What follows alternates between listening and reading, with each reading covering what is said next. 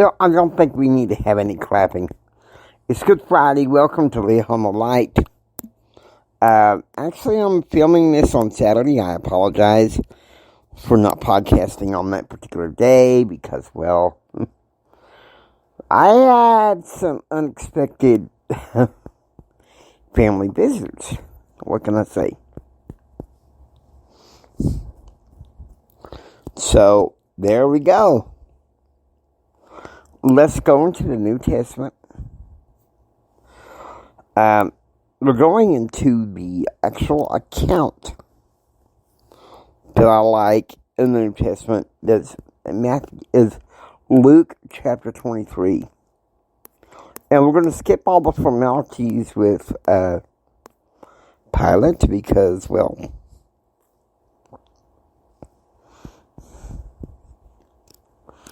because this is important. Okay, we're going to start with verse 26.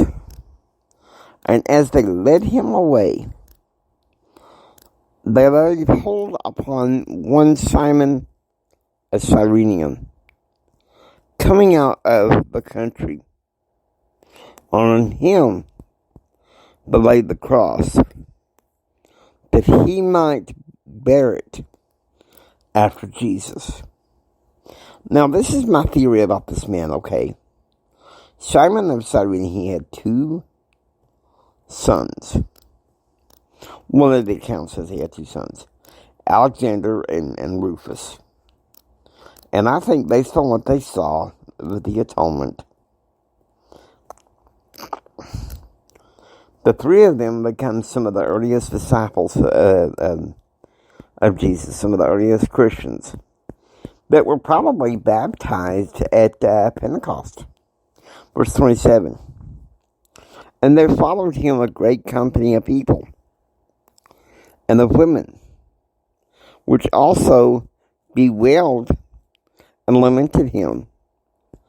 But Jesus, turning unto them, said, Daughters of Jerusalem, weep not for me, but weep for yourself and your children. Okay, so he begins prophesying right then and there about the scattering of Israel. Verse 32. And there were also two criminals led with him to be put to death. And when they were come to the place which is called Calvary, another name for it is Golgotha, there they crucified him, and the criminals, one on the right hand and the other on the left. Now, Christian tradition is that they were both thieves, but we don't know that. Now, verse 34, this is the best part here. Then said Jesus, Father, forgive them, for they know not what they do. And according to the JST, Jesus was meaning that towards the soldiers who were crucifying him. And I agree with that to some degree, but I think he was also meaning pretty much everybody. He was atoning for everybody. And the people stood beholding. And the rulers also with them derided him, saying, He saved others. Let him save himself. If he be Christ, the chosen of God. And the soldiers also mocked him, coming to him and offering him vinegar. Now, what that means, according to the Greek, is sour wine. And see, they tried to get him to, let me find that particular account in Matthew. And because I feel like this is important here. And I'm going to use the King James and then a modern translation to try to understand what's going on here.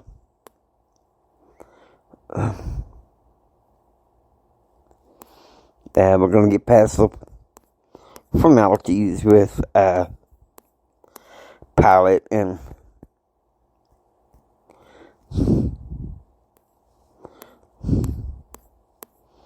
get past some of that. The scourging and the leading him away.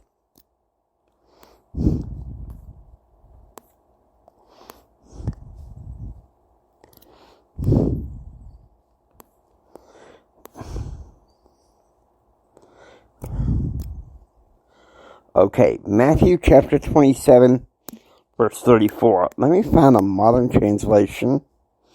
And the closest thing I think would be, if I can get a hold of it and find it, would be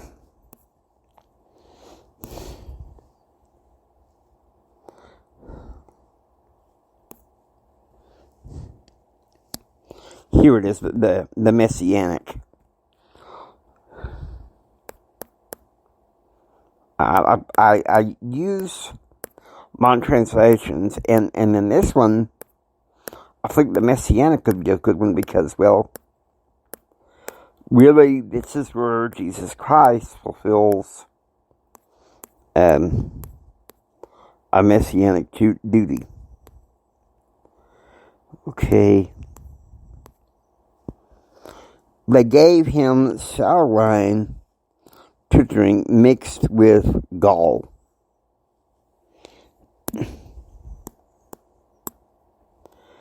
Now,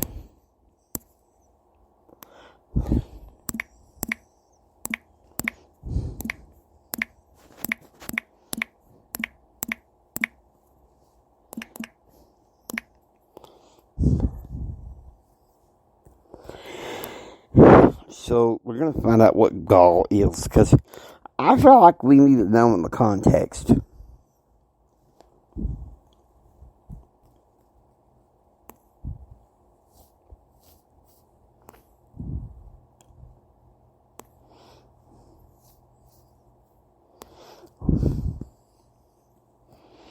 Ooh. Mango with myrrh. It's funny how... Now, some people want to argue that it was something that was going to take away his pain.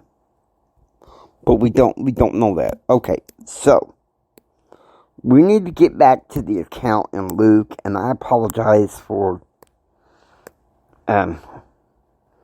going down a bunny trail.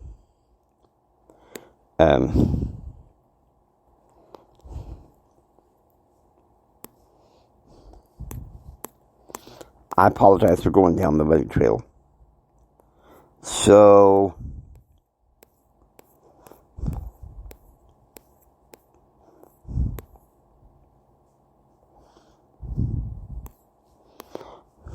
no, vinegar is sour wine. And saying, if thou be the king of the Jews, save thyself. And the superscription also was written over him in letters of Greek and Latin and Hebrew. This is the King of the Jews. And one of the criminals which were hanged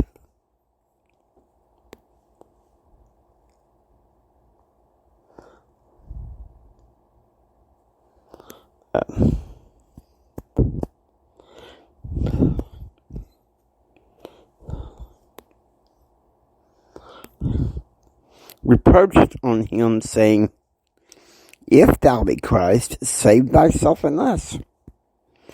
But the other answered, rebuked him, saying, dost not thou fear God, seeing thou art in the same condemnation, and we indeed justly, for we receive the due reward of our deeds. But this man hath done nothing amiss. And he said unto Jesus, Lord, remember me when thou comest into thy kingdom. And Jesus said unto him, Verily I say unto thee, today thou shalt be with me in paradise. What Jesus is doing, he's going down to paradise after his death to preach to the deaf those that died before him, so that people can know about salvation. Verse 44. And it was about the 6th hour. I want you to think about that. That's 12 o'clock in the afternoon. And there was a darkness over all the earth. I want you to think about this. Now, some say it was over all of the Holy Land. No, I think it was the whole earth. It was until the 9th hour. And the sun was darkened, and the veil of the temple was rent in the middle. I want you to think about this. This is the veil of the temple. This is the veil that the priest has to pass through the Holy of Holies to deliver sacrifice. You remember, the Feast of Passover, they were sacrificing lambs. And the veil was rent when Jesus died, because God was signifying that they could still do their sacrifices if they wanted to. But that era was no longer really needed for sin, because the true lamb had been sacrificed. And then verse 46, and when Jesus had cried with a loud voice, he said, Father, into thy hands I commend my spirit. And heaven said this,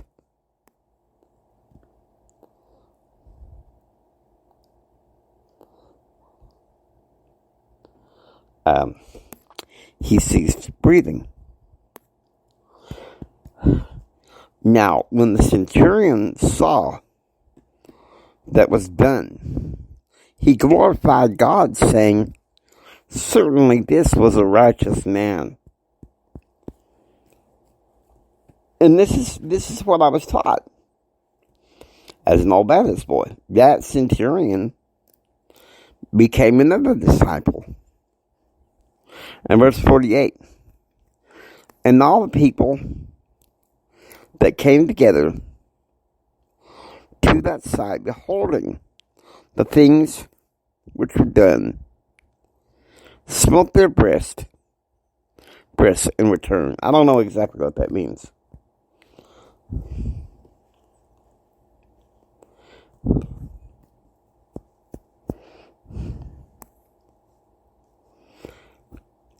All those who forsook him, they stood, kind of a little ways off on the cross, and they saw what was going on.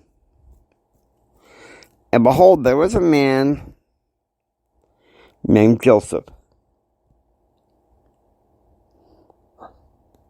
a member of the Sanhedrin, and he was a good man and a just.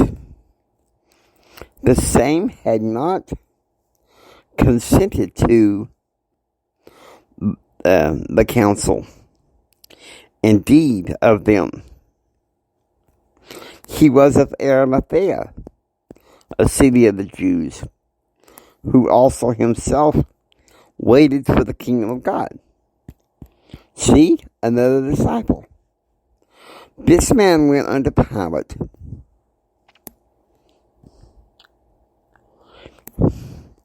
and requested the body of Jesus. And he took it down and wrapped it in linen and laid it in a sepulchre that was hewn in stone, wherein never man before was laid. A borrowed tomb. And that day was the preparation.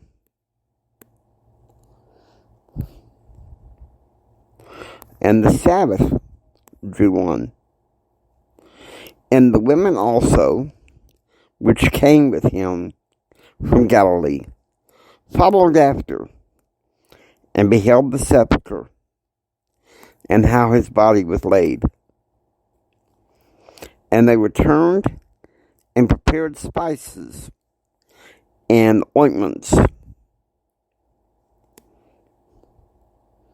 and rested the Sabbath day, according to the commandment. Now,